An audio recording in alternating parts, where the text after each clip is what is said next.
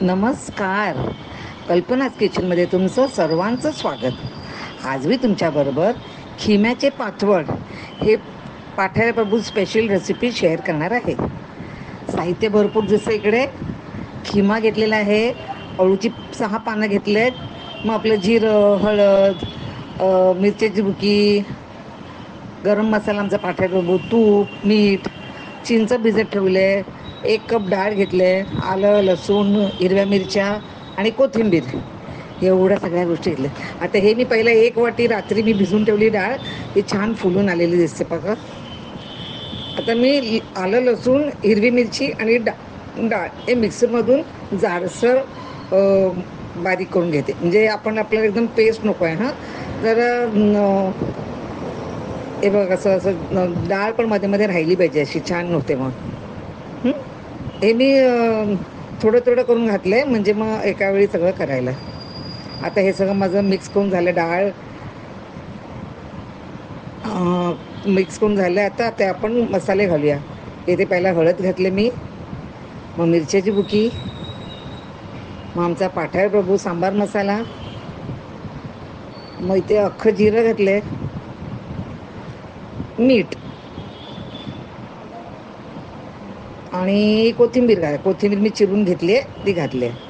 आता हे चांगलं मिक्स खिमा घालूया आपण पहिला. आता हा मटण खिमा आहे हा. आता पहिला ह्याचे छान हे मिक्स करून घेऊया आपण. एकदम छान एक जीव झालं पाहिजे हे. आता श्रावण महिना संपलेला आहे, तर आता व्हेजिटेरियन खायचं पातवड वगैरे झालं, संपलं. आता आम्ही नॉनव्हेज करतो पातवड श्रावण महिना संपल्यावर.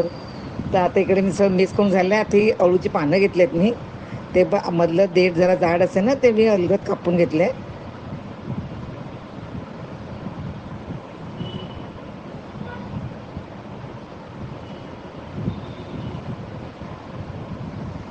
ते स्वच्छ धुवून घेतलेले आहेत पानं मी. आणि तर ते मगाशी आपण सगळं मिक्स केलं, त्याच्यामध्ये चिंच एक घालते, 1 चमचा टेबलस्पून, चांगलं चवीसाठी.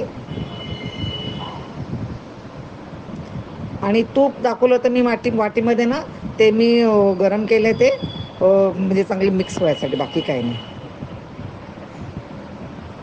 हे तूप हां, साजूक तूप, याच्याने खूप छान होते टेस्ट. आता परत ते नीट मिक्स करूया आपण पानांना लावायच्या आधी. वाव.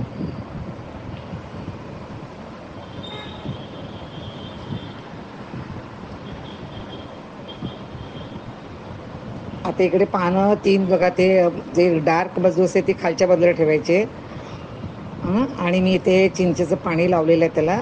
ही खूप गरजेचं आहे, कारण अळूच्या पानं कधी कधी त्रास होतो आपल्याला, खवखवतं आपलं गळा, म्हणून ते चिंच लावणं एकदम मस्ट आहे. आणि मग आपण केलेलं ते मी माझ्याकडे आता मी 2 करणार आहे ना बंडल, तर 6 मी पीसेस हे केलं, ते वाटपचं म्हणजे 6 भाग केले आहेत, आणि त्याप्रमाणे मी इथं लावत जाणार.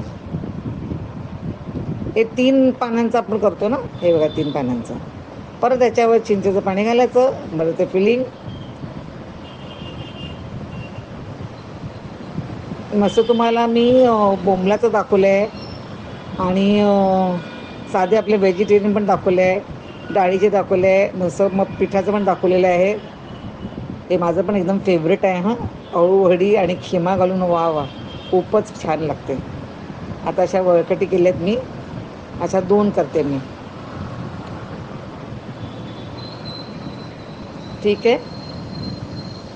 आता दुसरी पण 3 पानं घेतलेत, त्याचं पण नेहमी तिकडे दिसतं तुम्हाला. मी त्याचे 3 भाग केलेले आहेत फिलिंगचे, ते आता नुसतं आपल्याला लावायचे एक एक.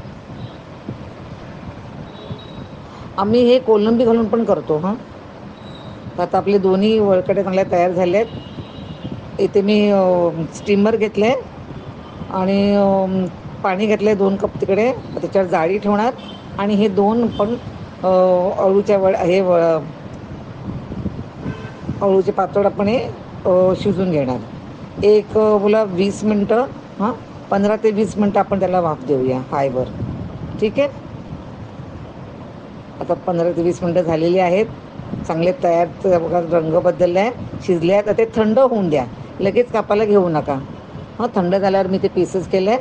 आता मला एवढे नको होते तर मी काय केलं, एकच बळकटी आता मी तळणार आणि दुसरी बळकटी मी पॅक करून ठेवलं आहे.